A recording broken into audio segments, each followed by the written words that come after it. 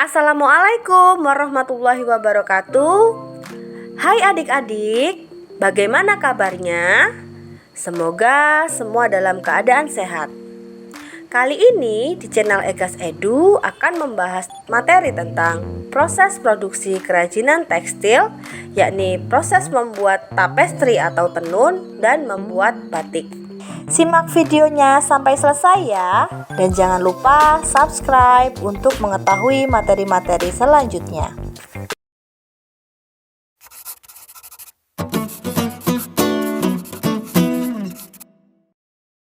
Pada video sebelumnya kita sudah membahas tentang kerajinan tekstil.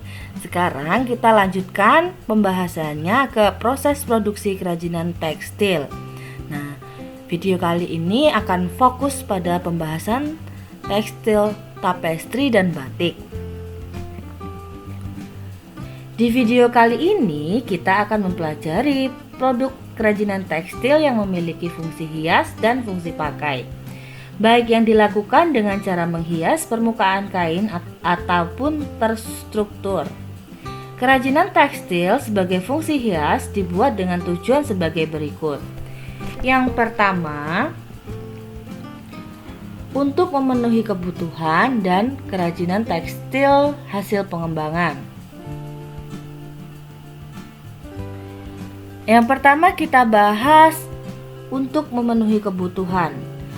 Perajin telah mempertimbangkan tujuan dari pembuatan produk kerajinan tekstil fungsi hias, yaitu untuk menghias. Sementara produk kerajinan tekstil fungsi pakai digunakan sesuai dengan kebutuhan. Contohnya hiasan dinding, fashion, aksesoris, dan elemen estetis interior. Nah, di sini contohnya ada kerajinan tapestri yang membentuk hiasan kap lampu. Kemudian yang kedua adalah kerajinan tekstil hasil pengembangan. Kerajinan tekstil dengan fungsi hias dapat pula dibuat dengan modifikasi bahan dan teknik. Para pengrajin terkadang membuat inovasi pada produk kerajinan mereka yang dinilai telah usang atau membosankan. Salah satu cara yang dilakukan dengan menambahkan hiasan pada berbagai karya agar terlihat lebih unik dan menarik. Misalnya dengan memadupadankan bahan dasar yang berbeda, tekstur dan teknik pembuatannya, namun pada akhirnya menjadi satu kesatuan produk. Cara seperti ini dinilai berhasil untuk dapat meningkatkan daya tarik dan nilai jual produk yang dimaksud. Nah, ini contoh dari hasil kerajinan pengembangan. Proses produksi kerajinan tekstil yang memiliki fungsi hias dan pakai ini dibedakan menjadi 3: tapestri, batik, sulam, dan jahit aplikasi. Yang pertama kita bahas tentang tapestri atau menenun. Para ahli antropologi menyatakan bahwa kegiatan menenun sudah ada sejak 500 sebelum Masehi, terutama di daerah Mesopotamia dan Mesir. Selanjutnya menyebar ke Eropa dan Asia, terutama India, Turki, dan Cina. Oleh sebab itu, wilayah itu sejak dahulu telah dikenalkan sebagai penghasil permadani yang mendunia, baik dikerjakan dengan manual, keterampilan tangan, maupun mesin. Saat kita menjelajah Indonesia, terungkap banyak kekayaan tenun menenun dengan aneka ragam teknik dan prosesnya, serta ragam hias yang beraneka ragam. Tenun yang menggunakan alat tenun seperti gedongan ataupun ATBM, alat tenun bukan mesin. Dalam pembuatan hiasan tenun, serat ini pun mengikuti kebiasaan dalam pembuatan tenun pada umumnya. Menenun bagi orang Indonesia merupakan suatu pewujudan upacara yang dimulai dari tahap kerja yang jelas, tata tertib yang harus dipatuhi, dan menjelma menjadi suatu kebiasaan. Adat istiadat, agama, dan lingkungan telah mempengaruhi para penenun dalam mengungkapkan jiwa pada selebar kain hasil tenunan mereka. Demikian pula pada pembuatan hiasan tenun serat. Dari proses tersebut, terciptalah hiasan tenun serat yang indah, menawan, dan memiliki harmonisasi dari warna dan tekstur. Bahan pembuatan hiasan tapestri yang pertama, benang tipis untuk lungsing, dan yang kedua, benang tebal untuk pakan. Alat pembuatan hiasan tapestri yang pertama, kayu spandram yang diberi paku untuk benang lungsi. Yang kedua, batang kayu atau sumpit. Proses pembuatan kerajinan tapestri. Yang pertama, pembuatan lungsing pada pemidangan tenun. Yang kedua, memasukkan benang pakan pada lungsing. Yang ketiga, mengganti warna pakan sesuai motif yang diinginkan. Jika ingin menggunakan teknik ria, caranya pada gambar berikut. Nah, ini adalah hiasan tenun serat hasil jadi setelah dilepas dari pemidangan. Nah, yang terakhir ini adalah hiasan tenun serat bentuk lain.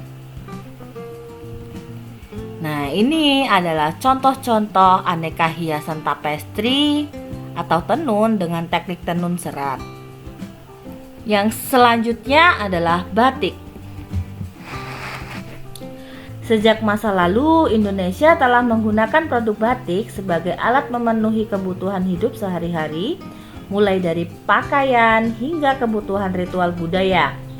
Dalam sejarahnya, secara magis, pemilihan teknik rintang warna atau resist dyeing pada batik ditujukan untuk menggunakan keterlibatan roh pelindung guna menolak pengaruh roh jahat.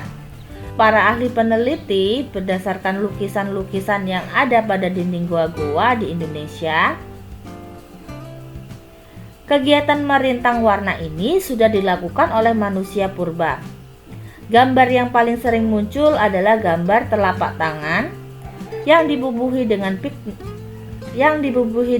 pigmen merah.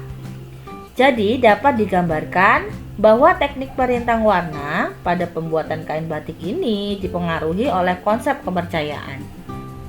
Dari teknik perintang warna tersebut, sejak dahulu pula masyarakat Indonesia telah mengenal kain jumputan atau kain ikat pelangi atau sasirangan atau ikat celup tie-dye.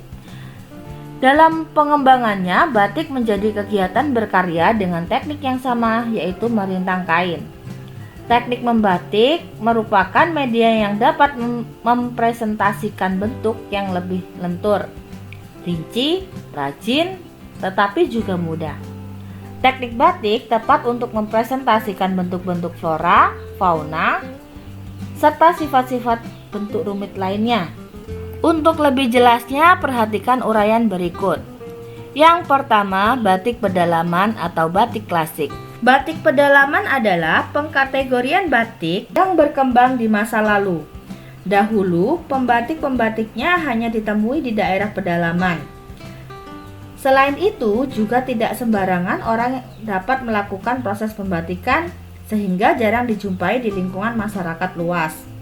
Pada masa kejayaan kerajaan di Indonesia seperti Majapahit, kain batik hanya ditemukan di kalangan raja-raja saja dan hanya petinggi keraton yang boleh menggunakan kain batik.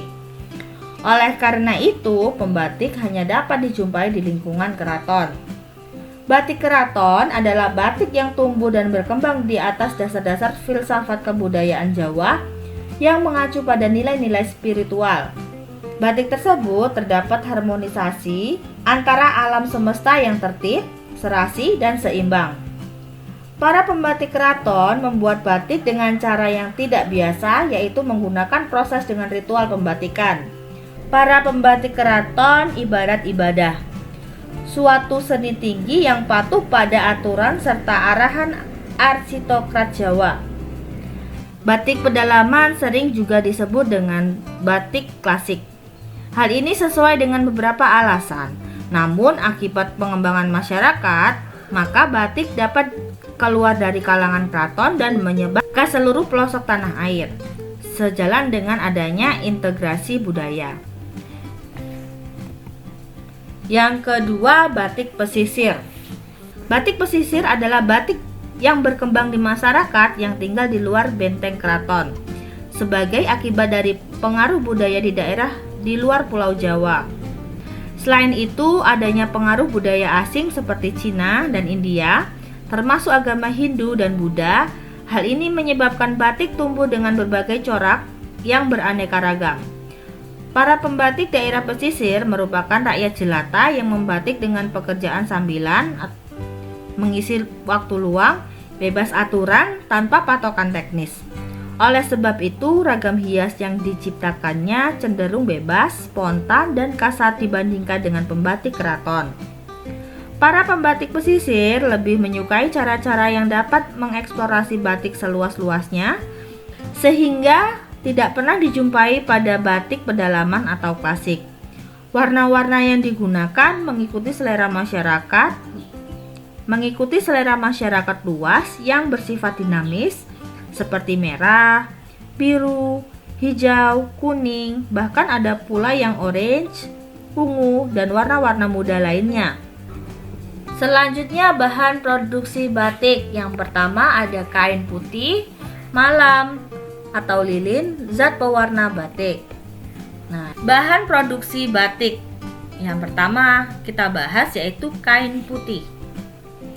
Kain putih yang biasanya digunakan adalah kain prisma, kain prima, kain merses, kain sutra, dan katun dobi. Kain katun lebih mudah menyerap zat warna dengan baik dibandingkan jenis polyester. Yang kedua, malam atau lilin. Lilin yang biasa disebut malam ialah bahan yang dipergunakan untuk membatik. Sebelum digunakan, lilin atau malam harus dicairkan terlebih dahulu dengan cara dipanaskan di atas kompor. Malam yang dipergunakan untuk membatik berbeda dengan malam atau lilin biasa. Malam untuk membatik bersifat cepat menyerap pada kain, tidak mudah copot saat pencelupan, tetapi dapat dengan mudah lepas ketika proses pelorotan. Lilin malam dalam proses pembuatan batik tulis berfungsi untuk merintang warna agar tidak masuk ke dalam serat kain di bagian yang tidak dikehendaki. Bagian yang akan diwarnai dibiarkan tidak tertutupi oleh malam. Ini adalah contoh gambar malam. Nah, seperti ini bentuk malam. Yang kedua, zat pewarna batik. Pewarna batik terdapat dua jenis, yaitu pewarna sintetis dan pewarna alami. Pewarna sintesis berbentuk bubuk. Penggunaannya harus dilarutkan air terlebih dahulu. Pewarna sintetis untuk batik terdiri atas naphtol, idigosol, reaktif, dan frozen. Sedangkan pewarna alami berbentuk padat yang direbus dalam beberapa jam hingga menghasilkan ekstrak zat warna alamnya. Pewarnaan alami diantaranya kayu secang, kulit manggis, daun indigo, dan jelawe. Alat produksi batik. Ada dua alat produksi batik. Yang pertama canting, yang kedua kompor. Kita bahas canting. Canting adalah alat yang dipakai untuk memindahkan atau mengambil cairan. Canting terdiri dari canting tulis dan canting cap. Nah, seperti ini. Bagian-bagian canting ada cucuk, nyamplung, dan gagang. Canting tulis terdiri dari beberapa cecek atau lubang. Ada yang terdiri dari satu dengan berbagai ukuran kecil, sedang, dan besar. Selain itu, ada yang memiliki 2 cucuk atau 3 cucuk. Bahkan perkembangan teknologi telah menggerakkan generasi muda untuk menciptakan canting yang dapat dikendalikan dengan listrik. Canting jenis ini tidak membutuhkan kompor untuk memanaskan malam. Canting cap adalah alat yang terbuat dari tembaga yang dibentuk sesuai dengan gambar atau motif yang dikehendaki. Motif pada cap cenderung pengulangan. Cap digunakan dengan maksud mengejar harga jual yang lebih murah dan waktu produksi yang lebih cepat. Membatik dengan cap harus dialasi dengan bahan berlapis-lapis yang berisi karung, spons, kain, dan plastik. Spons digunakan untuk menampung air agar alas dalam keadaan lembab untuk mempercepat kekeringan malam saat dicap ke atas kain. Selain itu, dibutuhkan wajan malam tersendiri yang berukuran bulat dan lebar yang dapat menampung alat cap yang digunakannya. Yang kedua, kompor. Kompor adalah alat untuk membuat api untuk memanaskan lilin malam. Kompor yang biasa digunakan adalah kompor dengan bahan bakar minyak. Namun sekarang ini juga telah banyak digunakan kompor jenis listrik dan gas mengingat bahan bakar minyak tanah semakin sulit dicari. Kemudian wajan. Wajan ialah perkakas yang digunakan untuk mencairkan malam. Wajan dibuat dari logam baja atau tanah liat. Wajan sebaiknya bertangkai supaya mudah diangkat dan diturunkan dari perapian tanpa menggunakan alat lain. Adapun alat lain yang digunakan dalam membatik diantaranya dingklek, kursi pendek, gawangan untuk membentangkan kain, bandul timah untuk memberatkan kain, pola batik, ember, panci, dan wadah penampung limbah malam. Proses pembuatan batik. Dalam proses pembuatan batik dikenal ada 3 teknik. Yang pertama, teknik cap, teknik tulis, serta teknik campuran cap dan tulis.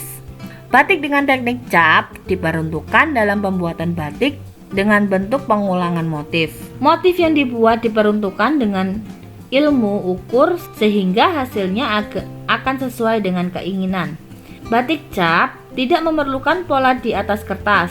Dengan menggunakan cap, pengrajin sudah mengetahui secara pasti pola yang akan dihasilkan. Batik tulis dikerjakan dengan menggunakan cantik dalam membentuk gambar awal pada permukaan kain. Bentuk gambar pada batik tulis nampak lebih luas dengan ukuran garis motif yang relatif bisa lebih kecil dibandingkan dengan batik cap. Meskipun demikian, batik tulis dapat pula dibuat mengulang bentuk. Sementara itu, batik dengan teknik campuran cap dan tulis diperuntukkan untuk meningkatkan kualitas produksi pesanan. Tujuannya agar pekerjaan menjadi lebih cepat dan mudah. Proses pembuatan batik tulis terdiri dari beberapa versi sesuai kebiasaan dan kebutuhan perajin di masing-masing daerah. Istilah yang digunakan dalam pembatik biasanya menggunakan istilah dalam bahasa Jawa. Proses pembatik diuraikan sebagai berikut. Yang pertama, nganji, ngemplong, nyungging, japlak, nglowong, ngiseni, nemblok, nyolet, nyelup, mopok, nglorot, nanahi, dan terakhir pencelupan warna pada pelorotan. Yang pertama kita bahas tentang nganji. Nganji itu proses pemberian kanji setelah kain dicuci. Kegiatan pemberian kanji dapat dilakukan sesuai keinginan dan kebiasaan. Yang kedua, ngemplong. Ngemplong adalah penghalusan permukaan kain dengan cara dipukul-pukul menggunakan alat pemukul dari kayu agar kain tidak kaku dan mudah menyerap malam dan warna. Yang kedua, nyungging. Nyungging adalah membuat pola di atas kertas. Contohnya seperti ini. Lalu japlak. Japlak adalah proses menjiplak pola di atas kertas kain. Seperti ini. Nglowong. Nglowong itu adalah memberi lilin atau malam pada kain sesuai pola. Ngiseni. Ngiseni adalah memberikan isian motif ke dalam pola besar. Nemblok.